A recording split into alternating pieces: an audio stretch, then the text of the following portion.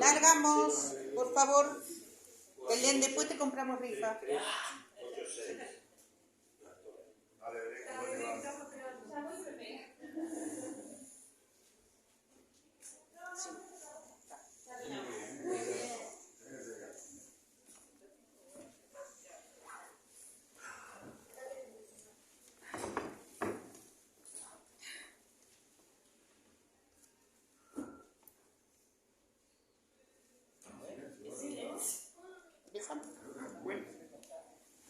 Bueno, Creo que está prendido, ¿no? hola.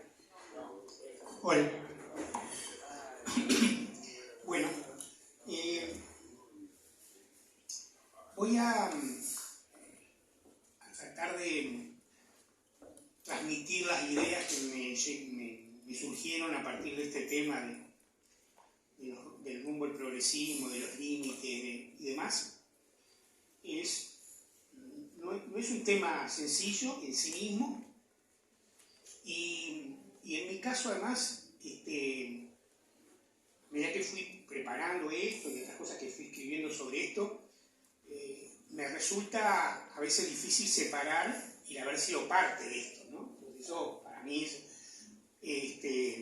entonces, bueno, he tratado de hacerlo, sobre todo además consultando a mucha gente, varios de los que están acá. Eso también me pone un poco tenso porque bueno, acá hay muchos de los que nos enseñaron mucho, ¿no? De la salida democrática. Por suerte hay uno que no vino, que eso me reduce las tensiones.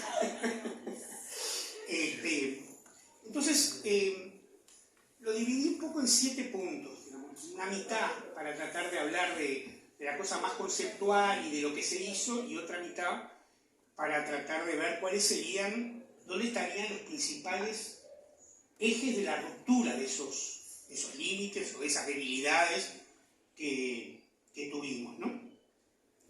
Entonces, lo primero que quiero decir es que ¿cómo tenemos que pensar este tema? O sea, sobre qué base tenemos que construir este tema, digamos, ¿no? Porque históricamente uno lo construyó sobre la base de una crítica dura al funcionamiento del capitalismo y un modelo socialista típico, tradicional, que era la alternativa. Yo creo que lo primero sigue vigente, creo que vigente más que nunca, porque la dureza en términos de concentración y demás del sistema capitalista sigue, pero los modelos clásicos sobre los cuales se sustentaban las alternativas no existen, ¿no? Entonces, parece a mí que hay que tratar de ir construyendo esos marcos conceptuales que pueden definir la cuestión. Hay un autor norteamericano, Eric Olin Wright, que lo mencioné la vez pasada, que dijo una cosa así, como que yo ya me quité la idea de construir una cosa demasiado rigurosa, ordenada, precisa, y creo que lo que hay que hacer, hay que encontrar son los puntos de la brújula, dice él, ¿no? Es decir, las cosas que contribuyen a llegar a ese destino final, aunque no sepamos muy bien cuál va a ser el destino final, ¿no? Y yo creo que lo voy a decir una vez, para que quede claro, los 10 años de izquierda, de gobierno de izquierda, digo así, creo que hubo 10 años de gobierno de izquierda, en mi opinión, el tercero no fue un gobierno de izquierda, en mi opinión. No voy a entrar en esa discusión ahora, tengo un texto escrito sobre eso. Qué lástima. No podemos hablar otra vez.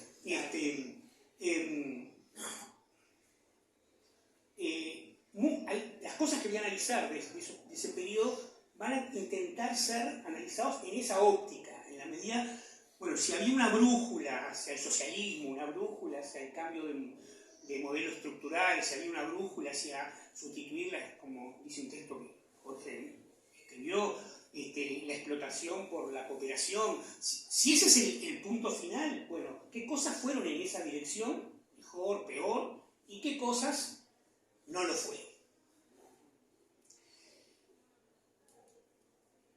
Me acuerdo una vez que estaba haciendo una exposición de esta, sobre todo los gobiernos del Cono Sur, y estaba Tarso Genro y Lucho Mayra, Luis Mayra, que fue ministro de Educación de Chile, esposo de Marcela Serrano, y dijo: nosotros en los 60 estábamos llenos de teorías, y no teníamos ningún gobierno para aplicarlas. Hoy tenemos muchos gobiernos para aplicarlas y no tenemos mucha teoría.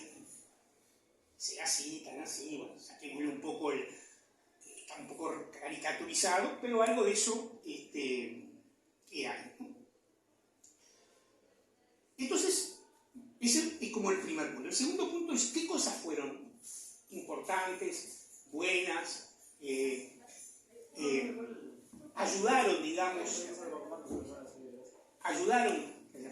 ayudaron a esta construcción, digamos, en estos 10 años. Y ahí yo creo que hay un par de definiciones conceptuales y un conjunto de reformas que yo las pondría en este segundo punto, en el bloque de las buenas cosas. Las dos cosas conceptuales son estas. En el 2005 se discutió mucho, me tocó ser parte de esa discusión, si era necesario en un primer gobierno abordar reformas estructurales y si no era mejor concentrarnos en la emergencia, en el 40% de pobreza, en los hospitales que se venían abajo, en las escuelas públicas que se venían abajo, y hacer una especie de resolución de la pobreza y no meterse con la estructura en términos amplios, ¿no? Porque ahora vamos a ver que con algunas estructuras se metió y otras no. Y esa discusión se laudó en favor de hacer reformas estructurales en el primer quinquenio. Fue bastante discutido. Yo lo discutí mucho desde la reforma de salud, pero también se discutió en la reforma tributaria, también se discutió en la reforma laboral, si no era solo mejorar el salario real, pero no hacer demasiados cambios en la composición del poder en la negociación laboral. Bueno, al final se laudó a favor, y creo que eso fue un punto bastante a favor. Los estudios que hay que muestran que por lo menos hasta el 12 o incluso el 13 la desigualdad bajó, y bajó también la pobreza. Después del 12-13 la pobreza siguió bajando, pero la desigualdad dejó de bajar, incluso creció entre el 16 y el 19, es fruto de esa decisión que se tomó en aquel momento. Y la segunda cuestión que se definió fue asumir que la cuestión fiscal no era un problema. En términos generales, ¿no? Para lo que tuvimos en esos años discutiendo con la política económica los recursos, sabemos que un poco de problema fue. Pero hubo una decisión de que la variable de déficit fiscal no importaba sustancialmente si había que dedicar recursos a otras cosas. Bueno, y ahí yo enumeré, quiero ir rápido en este segundo punto, pero enumeré la reforma laboral, porque la reforma laboral incidió no solo en la pobreza y la desigualdad, sino también en las relaciones de poder en la sociedad. Hubo cambios en las relaciones de poder, seguramente, lo voy a decir en el punto siguiente, las debilidades, mucho menos de las que hubiéramos querido, pero incidió. Creo que el segundo punto importante fue que hubo, con enormes diferencias entre ítems, una concepción de construir una matriz de bienestar social. Y que eso implicaba una visión integral de la política social, recursos y criterios. Digo que fue bastante. El principal criterio era deslindar el acceso de la política social al poder de compra de la gente. O sea, que uno tuviera acceso al bienestar social no dependiendo de su ingreso. Eso está claro que la educación más o menos ya existía, en la salud fue radical, así se hizo, y en otras políticas se hizo mucho menos, digamos, ¿no? Esto es de cada quien según su ingreso, a cada quien según sus necesidades. Pero construyó una base de protección social que al menos, en mi juicio, hasta el 2013-2014, funcionó adecuadamente. Quizás con mucho énfasis en la protección social tradicional, básicamente de los trabajadores asalariados, y capaz que menos en la protección social de otros sectores que recibían impactos de la desigualdad y no eran tan priorizados como los trabajadores. Bueno, la tercera es la reforma tributaria, que al menos en parte modificó criterios, sobre todo en lo que era la tributación al ingreso, no así en la tributación a la riqueza, sí en la tributación al ingreso, eliminar el IRP, incorporar el IRPF, bueno, en fin, todo lo que más o menos se conoce. Creo que hubo algunos cambios importantes en la promoción de inversiones. Esto lo hemos conversado mucho con varios de los que estamos acá. Y Uruguay tenía un mecanismo de promoción de inversiones que fundamentalmente lo que hacía era, desde el año 96, darle exoneraciones fiscales a todo el que invirtiera, no importa en qué, cuándo, cómo, dónde, nada. La reglamentación que hizo el Frente Amplio de la Ley de Inversiones, que fueron tres en realidad, pero fueron dos importantes, la del 2008 y la del 2012, fue una reglamentación que tendió a cualificar esas inversiones. O sea, hacer una cierta relación entre qué yo te iba a exonerar y qué tú ibas a hacer con la inversión. Y ahí básicamente las tres cosas grandes que se cualificaron fueron el empleo, la ubicación geográfica y la incorporación de tecnología. Y después algunas cosas vinculadas al empleo, al género y a las desigualdades más. Esto básicamente lo hizo el segundo ministro de Industria, Roberto Kreiner, básicamente en la reglamentación 2012, y eso en la reglamentación 2017 se volvió prácticamente al origen. Y después dos cosas que no tienen que ver con economía propiamente dicho, pero me parece que vale la pena recordar. Una es la ampliación de derechos, es una cosa importante, y otro, que igual que, porque en todas estas cosas que yo las pongo en la parte positiva, todas, o muchas de ellas quedaron a medio camino, ¿no? O sea, que son positivas, pero hasta ahí. En esta pasó algo parecido, que es la ampliación de formas de organización social en el diseño de la política de gobierno. Otra vez el ejemplo más notorio es el de la reforma de la salud, ¿no? Pero hubo muchas otras. En el Ministerio de Industria se recompusieron los consejos de competitividad industrial, en el Ministerio del Desarrollo Social se recompusieron, se incorporaron los consejos de violencia de género, o sea, y hubo cierta participación de las organizaciones sociales. Mayoritario, minoritario, en fin, ahí hay toda una discusión, pero en todo caso hubo una cierta codificación del poder en las organizaciones sociales. Esto no pasó en las empresas públicas, con excepción de ACE y la NEP, digamos, ¿no? En donde sí pasó, pero no pasó ni en ANTEL ni en UTE. Bueno, acá termino el punto 2. Punto 3. Bueno, creo que la principal debilidad es la estructura productiva, ¿no? Porque además, ustedes saben que la distribución del ingreso se puede hacer a través de un mecanismo secundario, o sea, el Estado recoge ingresos y los transfiere, o a través de la mejora salarial, pero otra parte se hace en el propio proceso de producción, ¿no? Esto es la base teórica de la construcción de la economía política, digamos, ¿no? Y está claro que la estructura productiva no solo no cambió, sino que se puede decir que desde el punto de vista de su dependencia de los recursos primarios aumentó. Es un trabajo que comparé el 7 con el 17 del Instituto Gustavo Arte, y básicamente daba un aumento de la primarización de la economía, así llamada, digamos. Y esto es una gran debilidad. Más allá de que esa estructura primaria asociada al ciclo, porque tienen claro que la economía funciona por ciclos. Un ciclo expansivo de los precios y demás, eso provoca mayores ingresos y una economía primarizada obtiene ingresos adicionales y luego los reparte, ¿no? O no, no quiere decir que los reparta siempre, puede repartir o no.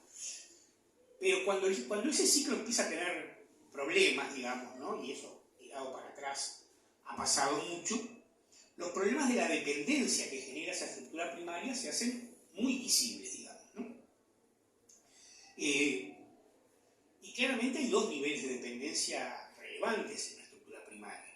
Uno que es comercial, o sea, que tiene que ver con la historia, digamos, del capitalismo mundial y de la división internacional del trabajo, que hace que, digamos,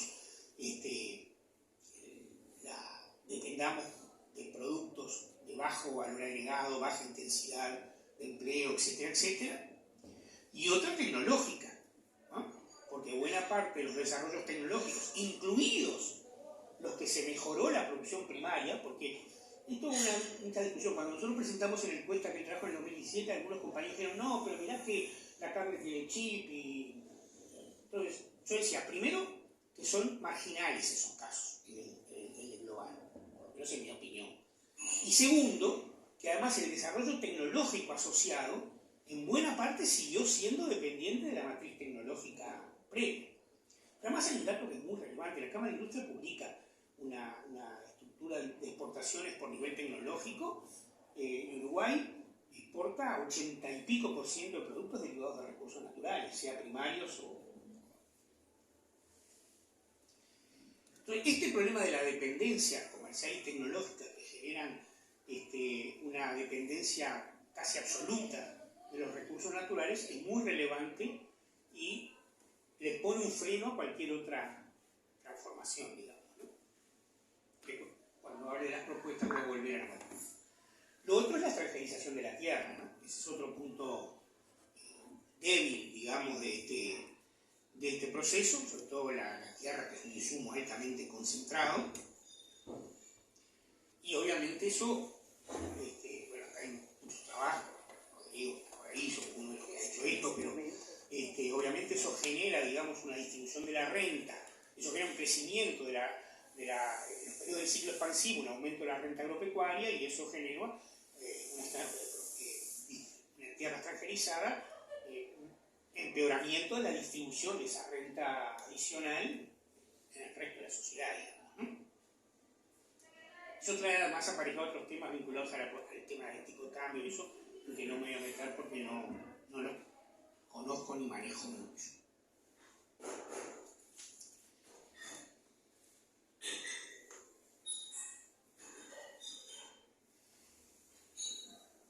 Creo que asociado a esta debilidad de la estructura productiva, una gran debilidad en el desarrollo de la ciencia y la tecnología, o sea, en la capacidad de generar autonomía en el proceso técnico respecto exterior. Eso no solo se ve en el monto de la inversión, digamos, ¿no? Que va en el orden del 0,5 del Producto Bruto de ciencia y tecnología, sino sobre todo en la falta de demanda de los sectores empresariales privados, pero también de las empresas públicas, por generar condiciones de desarrollo tecnológico autónomo. Hay excepciones en todo esto, claramente. Hay una mini excepción que yo valoro mucho, que es en salud, ¿no? Donde el desarrollo tecnológico, con la incorporación de la tomografía por positrones y determinados resonadores, se generó capacidades tecnológicas nacionales, y era una gran fuente de generación de tecnologías nacionales. Hoy ya no lo es, pero lo fue. Pero con excepciones, esto fue un gran... Es cierto que se partió de una base muy endeble previa, porque en general, para el modelo liberal, la ecuación más redituable es la tecnología importada, o sea, el esfuerzo de gastar no es. Acá se hicieron esfuerzos, se crearon organismos, se creó institucionalidad de ciencia y tecnología, pero claramente no acompañó todo lo que debería haber acompañado el proceso. Y creo que la otra gran debilidad es que en una matriz de protección social, que fue la gran fortaleza, porque de alguna manera es un resumen medio caricaturesco, pero no puedo decir, fueron gobiernos de izquierda que mejoraron mucho lo social y poco la estructura económica, repito, es una caracterización, pero en esa matriz de protección social hubo un sector que quedó claramente rezagado, que fue de la vivienda, ¿no? Por razones muy justificadas, por lo menos dos. Una, la prioridad que tenían otras necesidades sociales, y dos, el agujero que nos dejaron cuando fue en el 2005 en la estructura de financiamiento de la vivienda. Pero ahí hay un problema. Pero a la parte política social no me voy a referir, así que simplemente lo quería mencionar. Y creo que hubo otro problema importante, que fue en las dos diferentes concepciones sobre la participación social. Porque si hablamos de que el cambio es un cambio en las relaciones económicas, particularmente productivas, y en las relaciones de poder, en el frente había dos grandes concepciones sobre la participación social. La que lo veía como un mecanismo de legitimación, ¿no?, de una cierta relación entre el gobierno y la sociedad, digamos, y garantizaba escuchar ciertas visiones de la sociedad, y quienes la veían como un engendro de poder, digamos, ¿no?, como una estructura de poder. Y esto fue una discusión que se dio en todo el tiempo, ¿no? De hecho, en la Junta Nacional de Salud, para que se acuerda bien, había posturas de que no debía ser un órgano consultivo. Bueno, de hecho, en el sistema de cuidados luego fue un órgano consultivo y no un órgano decisorio, ¿no? O sea, esta discusión estuvo muy, muy presente, y yo creo que empezó con mucho ímpetu y se deflagró. Al final, la participación social, porque para que la participación sea poder popular hay que generar organización y hay que destinar desde no sé si desde el Estado, desde el partido político, recursos y organización para que la gente tome ese camino. Yo creo que fue un punto de mucho debate, tanto como el de la estructuralidad versus la coyunturalidad. Antes de pasar a cuáles serían las ideas que podrían superar estas reflexiones, me quiero referir a dos cosas más. Una, que fue la que comenté en la reunión pasada, que puso Gabriel. Él hacía mucho énfasis en los límites, no los límites objetivos económicos, sino los límites generados por la estructura de poder y por las clases dominantes y power.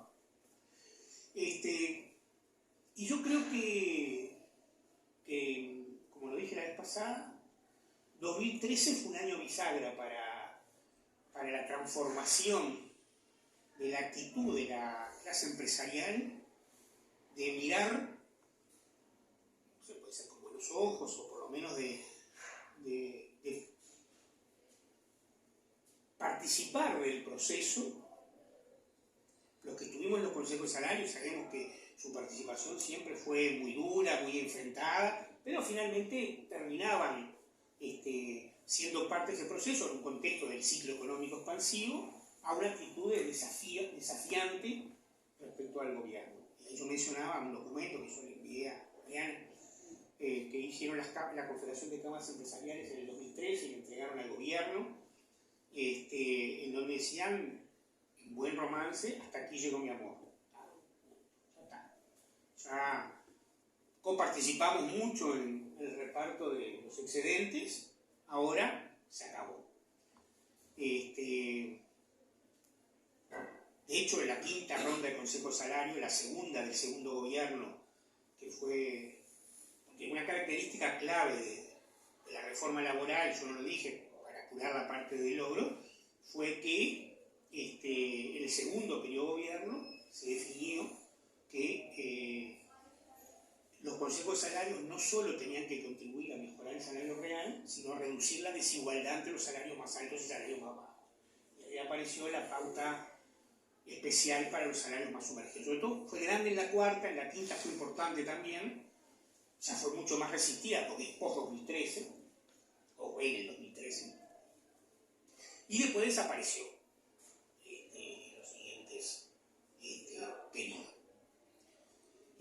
Entonces ahí hay un punto de inflexión en esa discusión. Y también hay un punto de inflexión, hay un punto de fortalecimiento del papel de la clase trabajadora en este proceso. Todos recordamos en 2014 un acto del CNT, que si bien formalmente era un acto para un balance de la situación de los trabajadores, un acto para decir, si no ganan esto, estamos fritos, ¿no? Entonces, creo que de 2013 en adelante hay como una mucho más identificación de los sectores sociales con la política del frente versus las políticas que no eran del frente. Y lo otro también que quería decir es que para analizar esto de la dependencia comercial y tecnológica, está bueno pensar un poquito cómo viene la división internacional del trabajo ahora, porque es decir, salir de la dependencia, ¿qué significa? Salir de la dependencia significa solo no exportar materias primas y alimentos, seguramente solo no.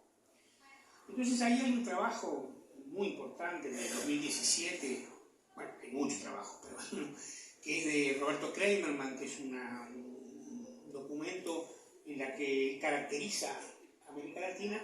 Y para decirlo rápido, él habla y dice, bueno, la División Internacional del Trabajo clásica de alguna manera va siendo progresivamente sustituida por otra que en realidad ubica a los países según su cercanía o lejanía con la frontera tecnológica, mucho más que con el tipo de productos que producen.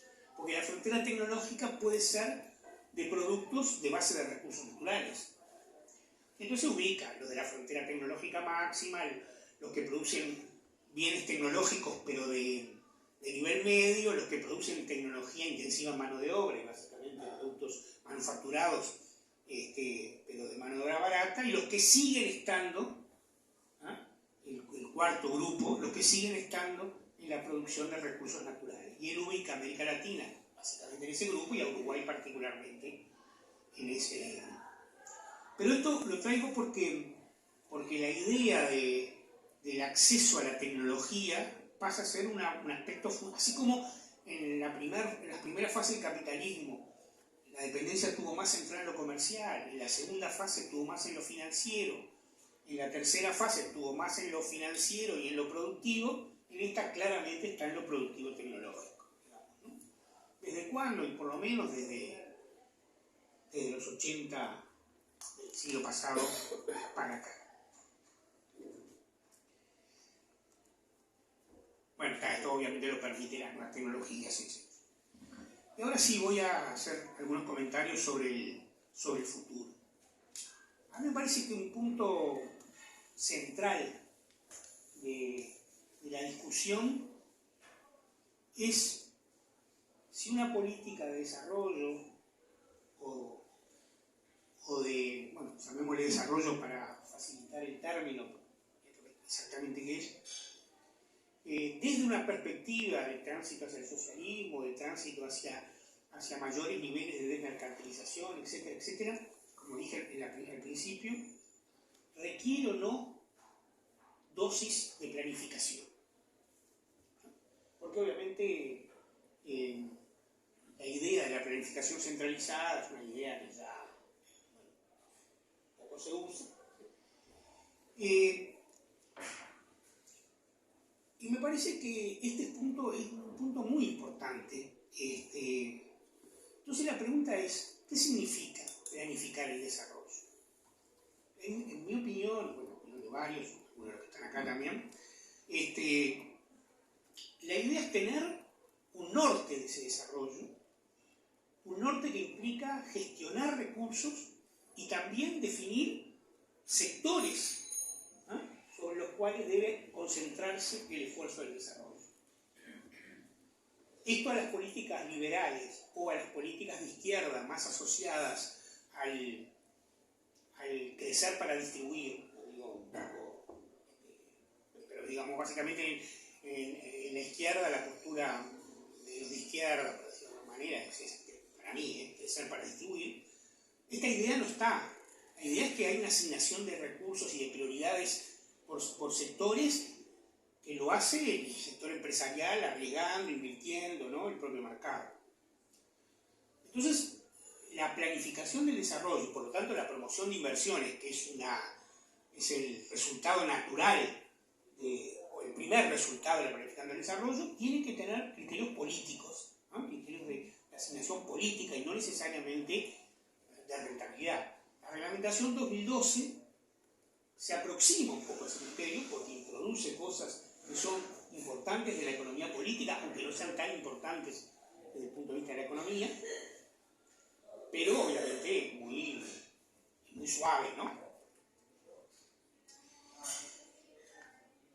Y entonces, para mí, se va a ir a un terreno más uruguayo, que es una discusión que dimos bastante, que en el segundo gobierno algo se dio.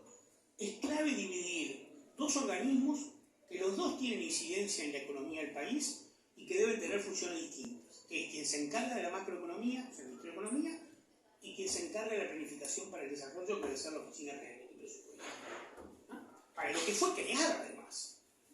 Poco hizo, los gobiernos liberales fue el ajustador, ¿no?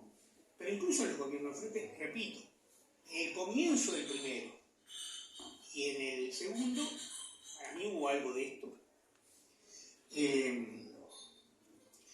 Y desde ahí, ¿no? En esa institucionalidad se tienen que definir los sectores, los recursos, ¿no? Las prioridades, ¿no? Para, en el marco de una macroeconomía que tiene que garantizar ciertas cuestiones básicas, que se garantizan, pero no más que eso. Una macroeconomía para el desarrollo tiene que ser eso, garantizar las condiciones para que se pueda planificar el desarrollo.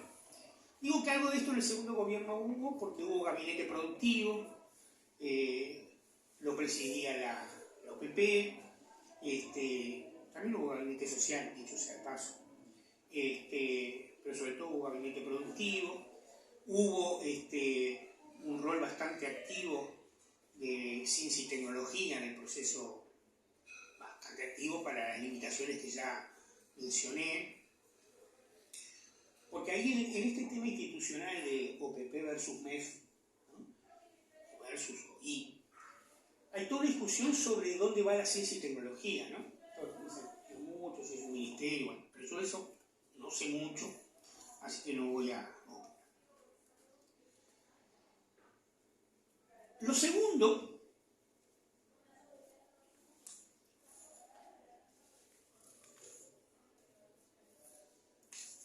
es el tema del Estado. Porque en una discusión, Erik Wright discute mucho, él es muy cuestionador del modelo capitalista, obviamente, pero también del modelo estatista. Y entonces pone un tercer modelo que es el modelo social, digamos, ¿no? Yo creo que hay que mirar eso con relatividad, digamos, ¿no? Entonces a mí me parece que el fortalecimiento del Estado en algunas áreas tiene que ser es muy importante. Y ahí aparece la discusión del tipo de gasto del Estado, aparece la discusión tributaria, a la que voy a volver después, y aparece la discusión de las empresas públicas, a la que también voy a volver después.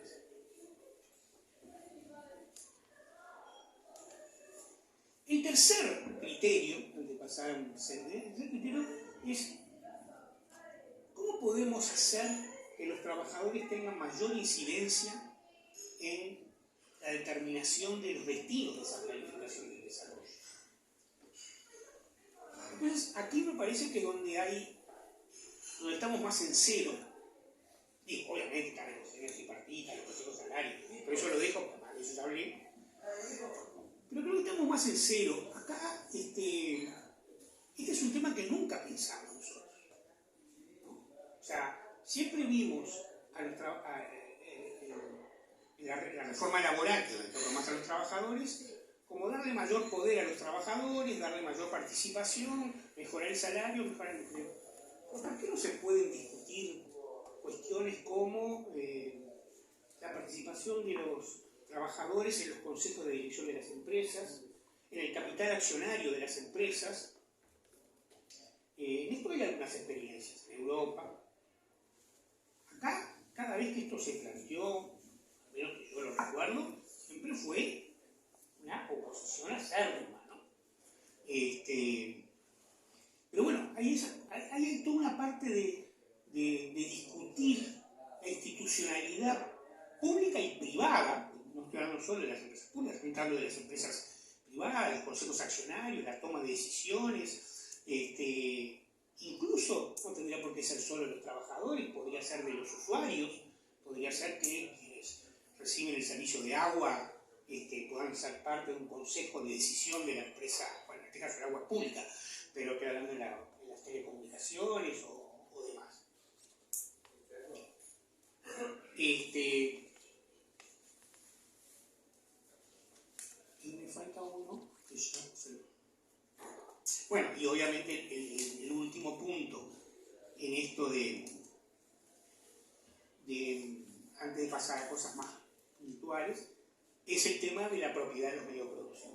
También tenemos que incorporar en esta discusión la propiedad de los medios de producción. También en esto, al menos en nuestra historia, en la izquierda ha habido diferentes puntos de vista.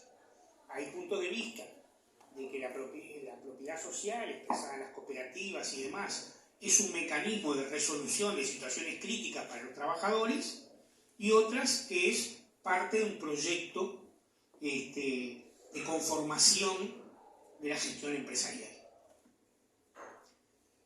El proyecto Fondes, más allá de sus resultados, que no son, en general no tienen, están muy exitosos, su origen era ese, el primero, digamos, ¿no? El segundo, perdón, ser una fuente de transformación de las relaciones. Por eso se le asignaron muchos recursos.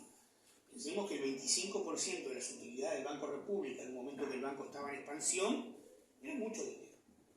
Esto no funcionó, era evaluable, en fin.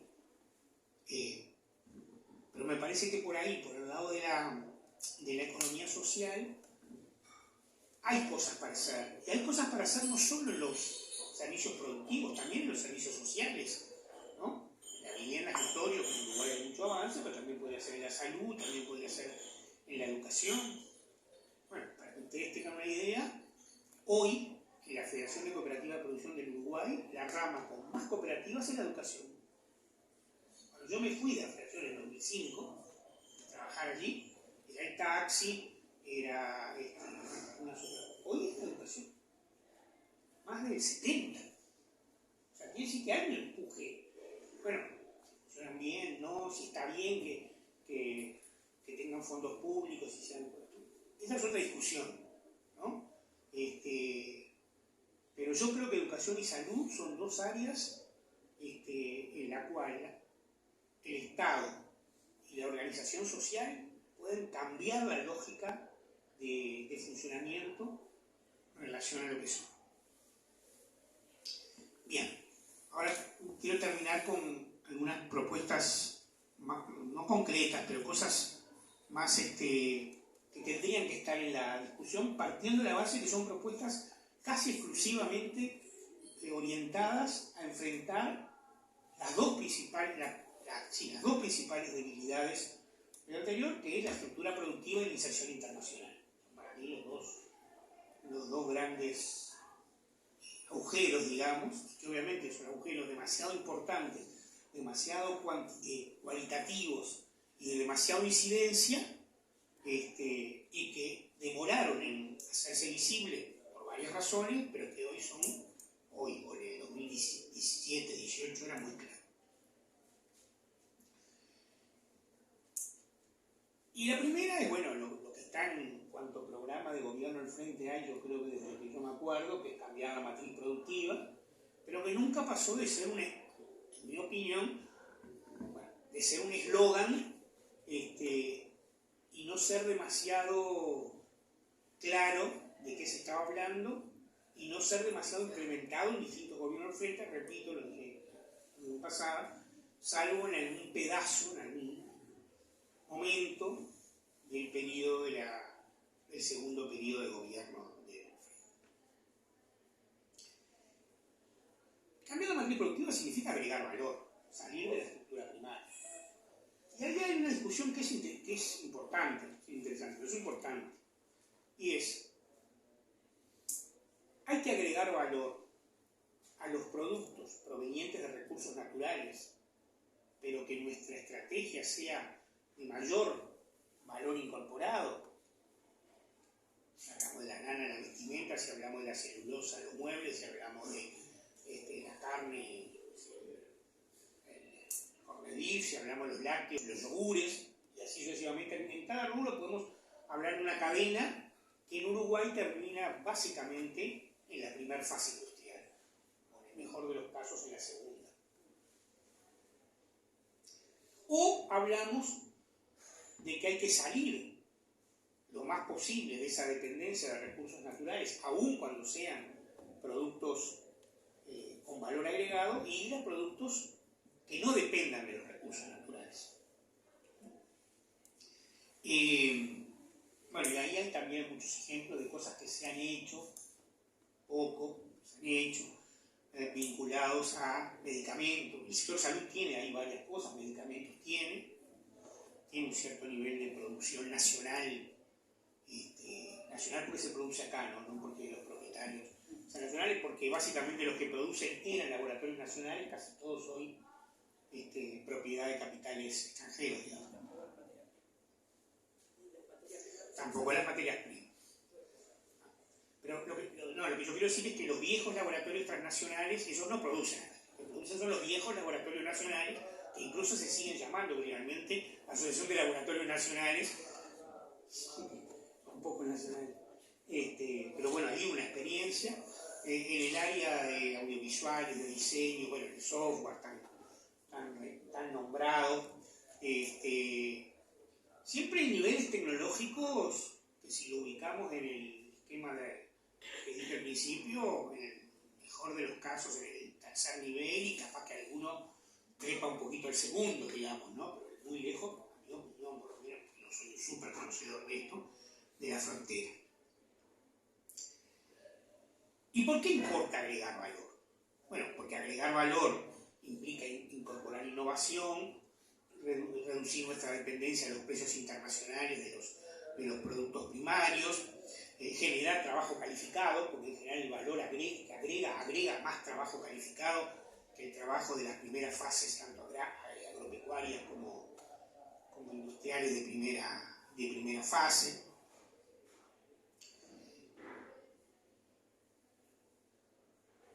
Y porque además permite, en el caso de que optemos por el primer camino, que es el agregar valor a los recursos naturales, una visión de cadenas un poco más integrada y más justa en el reparto a lo largo de la cadena. Porque en el fondo la cadena depende mucho de las relaciones de poder entre los integrantes, y ahí el Estado puede tener un rol bastante importante. Algunas cosas se han hecho para proteger a los productores más chicos de la granja, se hizo la UAM, es decir, de hecho por APROL en su momento, hace muchísimos años se hizo para eso, ¿no? Bueno, y ahí las cosas que yo escribí, que después cuando las corrijo un poco a mandar, pone algunos ejemplos de sectores que podrían ser, porque esta es la pregunta que nos hacen siempre, bueno, decime qué sectores, ¿no? Porque a él se la hacen siempre. Él tiene una excelente respuesta sobre el punto, quiero decir, yo he copiado un poco.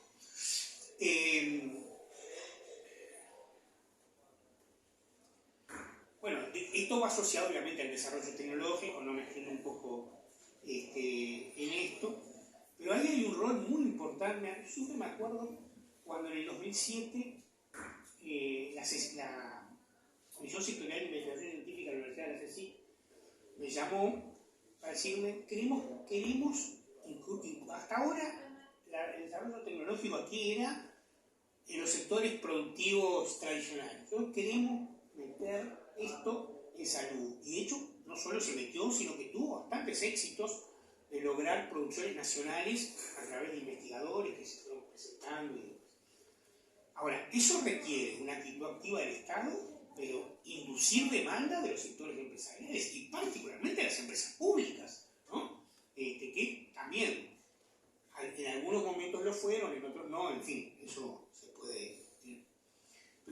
parece que hay un punto central en cómo inducir demanda de innovación. Acá se requieren subsidios, se requieren recursos, ¿no? Pero cuando se habla de gastar el 1% en ciencia y tecnología, ¿para qué es? Bueno, entre otras cosas, para subsidiar actividades que puedan ir incorporando esa tecnología, ¿no?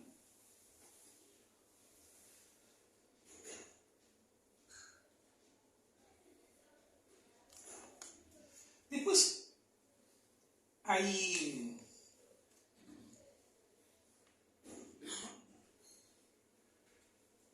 otro tema central, que es el tema laboral.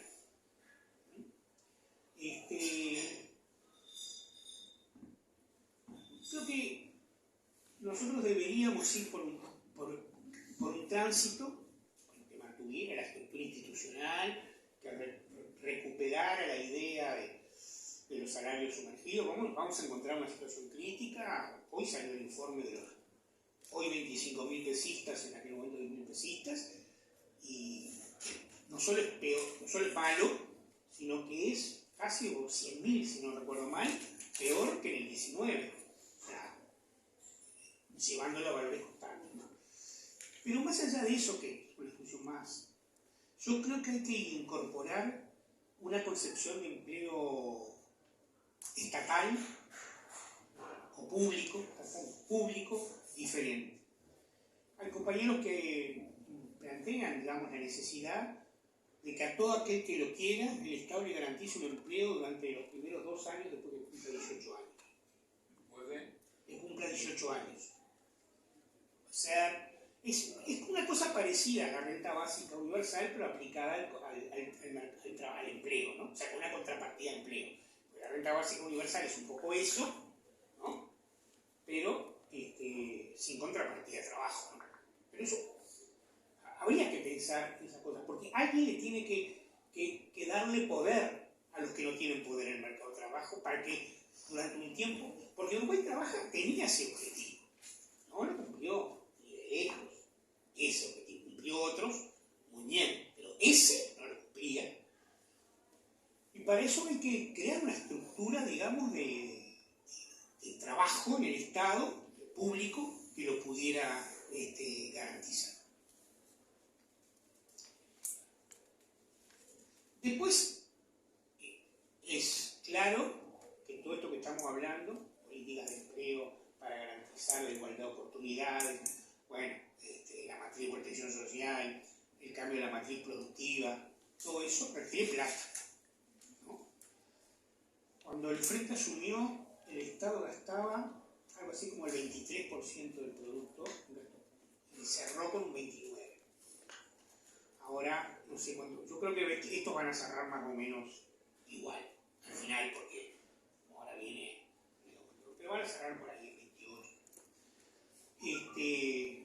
Yo creo que hay que hacer un shock de incremento de participación del gasto, pero eso no tiene otra alternativa que pensar en un cambio tributario,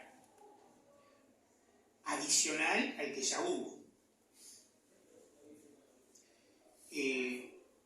Cuando en el 2007 empezamos a discutir la reforma tributaria, hubo una discusión sobre un tema que, pasado el tiempo, nos olvidamos, no, nunca más lo discutimos, y es el impuesto a la renta de las personas físicas debe ser dual o integral. Una discusión que se dio, nunca más la dimos. La diferencia de aporte de una persona que tiene ingresos por el trabajo y por el capital es abismal, si es dual, bueno, no sé si es abismal, pero es muy importante si es dual o si es integral, y se optó por el sistema dual. El sistema dual es que acá hay una caja del trabajo, acá hay una caja del capital, yo calculo cuánta plata tengo acá, gano acá, cuánta plata gano acá, y me aplico una tasa a cada uno. El integral es que yo sumo las dos y la tasa la aplico al conjunto, por lo cual si la tasa es progresional, como voy a estar más arriba, mi carga va a ser mucho mayor. El argumento en aquel momento fue que había que hacerlo de a poco, que íbamos a ir transitando con un IRPF integral, bueno, muchos de los argumentos que en la discusión del primer periodo de gobierno, la reforma de salud se dijo lo mismo, en eso se cumplió la segunda etapa, pero en otras no se cumplió la famosa segunda etapa. Bueno, pero este es un cambio necesario, porque no hay mucha más chance de que las rentas del trabajo aporten mucho más. O sea, y la tasa última creo que es 36 por ahí, ¿no? 36. Bueno, se puede subir a 40 o a 50, es marginal, porque afecta solo el tramo final. O sea, no creo que eso sea mucha plata. Es plata si cambiamos el criterio y el sistema de definición. La otra posibilidad es hacer progresional, igual que el del trabajo, el de capital, o sea, no ser tan radical en el cambio, pero hacer que los dos impuestos tengan tasas asimilables en su composición. Los dividendos, por ejemplo, que son los ingresos que tienen los capitalistas por el reparto de utilidades, pagan 6%. ¿No?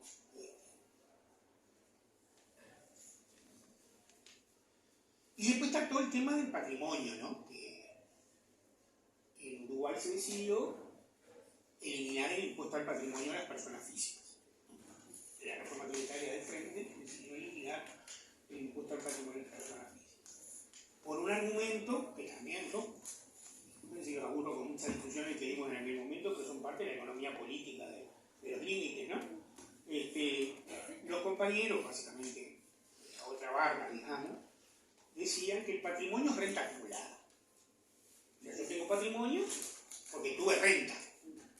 Y entonces, en un momento, mi renta era tan importante que la transformé en una casa, en un auto, no puedo pagar lo que es. Eso que de por sí está mal, ¿no? Fernando Isabel hizo un trabajo muy bueno mostrando que ese patrimonio era un objeto nuevo respecto a lo anterior. Pero además de eso, en aquel momento no había impuesto a la renta, o sea que nunca la había pagado. Entonces por eso se hizo gradual y termina ahora, creo que en el 2023 o 2024, en 0,1%, porque el argumento era que quedara como impuesto de control y no de recaudación. Bueno, hay que deshacer todo ese camino y volver a la situación anterior. Y hay que discutir el impuesto a las herencias. Para mí es un impuesto que hay que discutir. Todo esto hay que discutirlo, hay que ver cuándo se discute y cómo se discute, ¿no? Pero eso ya no nos compete. Pero que ninguno de los que estamos acá. Y dos temas más que quiero comentar al final. A mí me parece que hay un tema muy importante que es responder a la pregunta de las empresas públicas. Y la pregunta para mí es, ¿qué sobra y qué falta? Hay que salir del esquema de todas las que están bien y no vamos a hacer empresas públicas nuevas porque el Estado... Hay que preguntarse qué sobra y qué falta. Y yo creo que faltan cosas. Que faltan áreas donde es posible pensar en empresas públicas. Por ejemplo, ¿no es posible una empresa pública en la producción de vacunas? ¿Por qué no? No tenemos condiciones económicas, siempre no se discuten porque se construyen. Condiciones de conocimiento como para poder hacerlo. Capaz que hay que hacerlo regionalmente, capaz que hay que buscar, capaz. Pero lo mismo en nuevas tecnologías. Lo del QIM es un ejemplo, pero puede haber otros en nuevas tecnologías que valga la pena que el Estado las asuma el costo inicial de incorporarlas, pero también los beneficios futuros de la incorporación de esa... Capaz que hay que pensar en que hay que crear empresas públicas nuevas. No hablo de lo que sobra porque es una discusión, por lo menos yo no la tengo claro, pero hay que pensarlo eso. La experiencia de la producción, capaz que no de la producción, pero de la comercialización de alimentos, lo que fue la UAM, lo que es la UAM, puede ser alguien dice, ¿volveremos a subsistencias? Bueno, capaz que no, capaz que sí, pero hay que pensar en ese tipo de cosas, para mí con total apertura sobre eso. Y el último punto es la inserción internacional. Todos estamos de acuerdo que la inserción regional en América Latina es un fracaso. Pero no estamos de acuerdo que es un fracaso todos por las mismas razones. ¿No? Seguramente estamos todos de acuerdo que fue un fracaso, pero por razones distintas. ¿No? básicamente el pensamiento liberal dice que desvía mercado, que genera comercio que no correspondería, que es más barato traer un producto de Europa que traerlo acá, pero viene de acá porque tiene, ¿no? Yo creo que es un fracaso porque no fue una integración, porque solo hizo intercambio comercial. Así fue la NAD, así fue el Tratado de Asunción. Capaz que la única excepción, pero muy cortita en el tiempo y muerta rápidamente, fue el Pacto Andino entre los 70 y los 80, digamos, ¿no? Ahí hubo un poco más. Y yo creo que hubo una excepción en este periodo, que fue la UNASUR. La UNASUR cambió las reglas de juego en algunos casos. En salud fue clarísimo, ¿no? Pero también lo fue en defensa, también lo fue en algunas políticas productivas. Pero hay que pensar distinto. Para mí, básicamente, lo que hay que pensar es en algunos mecanismos de integración que integren empresas de la región, que integren financiamiento, que definan una comercialización en monedas que los separen de la moneda internacional. Yo creo que eso es posible. Es verdad que en el mejor momento político de la integración regional no fue posible, ¿no? Todas estas cosas estaban previstas, ¿no? O sea, cuando gobernaba Pepe, Cristina, Dilma y Paraguay, los proyectos de complementación productiva volaban y todos cayeron en la lógica de la burguesía industrial brasileña que la estancaba, del poder económico argentino que la estancaba, o sea, todos por alguna razón estancaron. O sea que esto que estoy diciendo que es posible tiene su grado de... ¿no? Pero yo creo que hay que pensar. El Banco del Sur fue una gran idea, ¿no? No funcionó. El Fondo Latinoamericano de Reservas, el Fondo de Inversión Conjunta. Cuando Brasil y Argentina hicieron el tratado argentino-brasileño de cooperación económica, que luego va a dar lugar al Mercosur, hicieron producción conjunta de aviones e hicieron producción conjunta de bienes de capital. Y tenían un acuerdo que ninguno le podía exportar al otro de ningún rubro más que el otro. O sea, para evitar que fuera un intercambio de trigo por máquinas, hicieron ese acuerdo. Eso fue Sarney y Alfonsín, ¿no?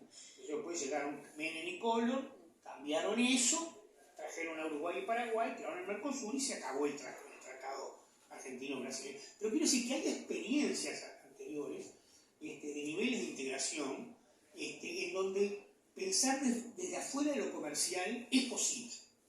Es posible. Yo creo que hay cosas que se pueden pensar. Hay que tener economía política, digamos. Pero de hecho en la UNASUR, por ejemplo, compramos medicamentos juntos. Y fuimos a la OMS y le dijimos a los países desarrollados, estamos en contra de la política, del combate a la política de genérico que ustedes están haciendo, y se la ganamos. Porque éramos más, ¿no? Esa es la ventaja que tienen los organismos que... Pero quiero decir, esto muestra que hay experiencias en que lo colectivo regional tuvo posibilidades. Ahora, tener una política industrial común, una política laboral común, una visión común de quién hace qué, ¿no? Bien. Nada más.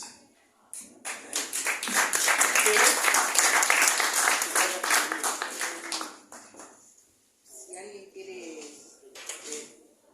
plantear algo, alguna duda o alguna discrepancia o algún acuerdo,